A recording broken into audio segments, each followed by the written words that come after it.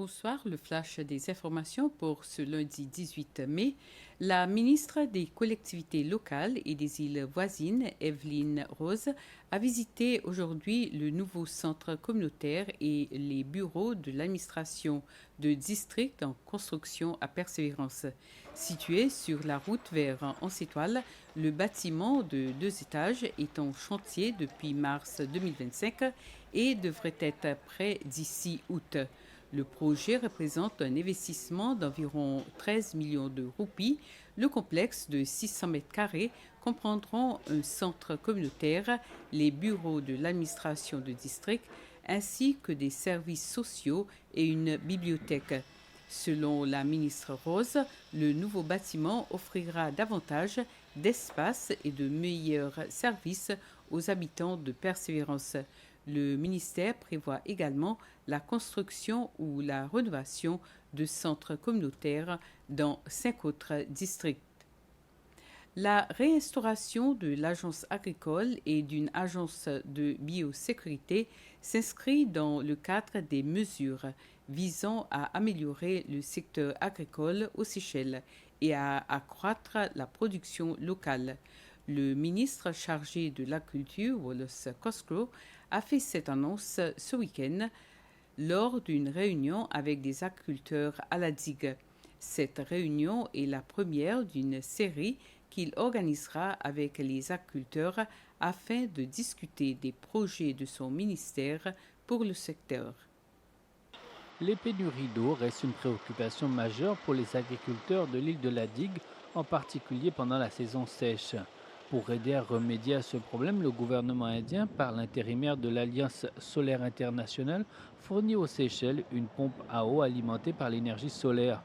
Le système a été installé dans une exploitation agricole de Grand-Anse et devrait améliorer l'accès à l'eau. Le ministre a décrit cette initiative comme un exemple de la manière dont les nouvelles technologies peuvent soutenir le développement agricole. Le recours à la technologie s'inscrit dans la stratégie du ministère visant à accroître la production locale. Des travaux sont également en cours concernant la législation relative aux nouvelles agences chargées de l'agriculture et de la biosécurité à la suite de l'approbation du Conseil des ministres. Le ministère prévoit également de revoir les programmes de l'Institut de l'agriculture et d'horticulture des Seychelles afin de s'assurer que la formation reflète mieux les défis actuels du secteur. L'Autorité des parcs et jardins des Seychelles, SPGA, a lancé cette semaine une formation d'une semaine destinée aux agents de conservation afin de renforcer la protection des aires marines protégées et les ressources océaniques des Seychelles. Le programme réunit plusieurs partenaires de la conservation, notamment l'Island Conservation Society, l'Autorité des pêches, le département de l'économie bleue et le département de l'environnement. Les participants suivent des sessions axées sur l'amélioration du suivi, la collaboration et le travail d'équipe dans les efforts de conservation marine. La formation est animée par des représentants du programme marin de WildAid, une organisation internationale engagée dans la protection des océans et la conservation marine à travers le monde. Un agent pénitentiaire explique à la commission d'enquête à la suite de l'incident survenu à la prison de Montagne-Posée qu'un détenu lui a signalé avoir vu des brûlures sur son corps. L'agent Marie-Antoinette Lepaty a témoigné aujourd'hui devant la commission d'enquête à la suite de l'incident survenu à la prison de Montagne-Posée les 5 et 6 décembre 2024. L'agent Lepaty a expliqué ce qu'elle a vu à la prison et ce qu'elle a fait en arrivant au travail le matin du 6 décembre. Dans le cadre des célébrations du 50e anniversaire de l'indépendance des Seychelles, le bureau du maire de la ville de Victoria, en collaboration avec le Landscape and Waste Management Agency, a organisé une deuxième activité de plantation d'arbres.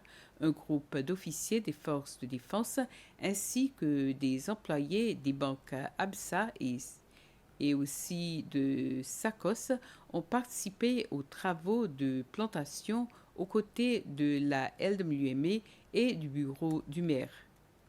La maire de Victoria, Josie Michaud-Payette, est en train de planter un calice du pape. En tout, c'est 29 arbres qui ont été plantés près du gymnase en plein air de Persévérance.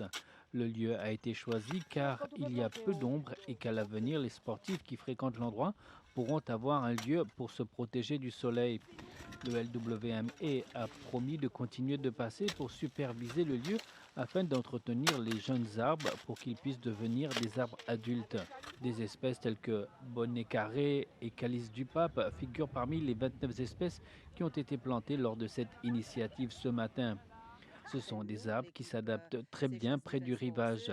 La maire de Victoria, Josie Michaud-Payette, a indiqué que d'autres activités de plantation d'arbres seront organisées au cours de l'année. Elle a constaté que plusieurs organisations et entreprises privées veulent participer à ce projet de planter des arbres pour participer à la préservation du pays. Et si tout se passe bien, on pourra s'attendre à d'autres activités du même genre tout au long de l'année, a dit la maire de Victoria. C'est la fin de ce flash d'information. Merci de nous avoir suivis et excellente soirée à tous.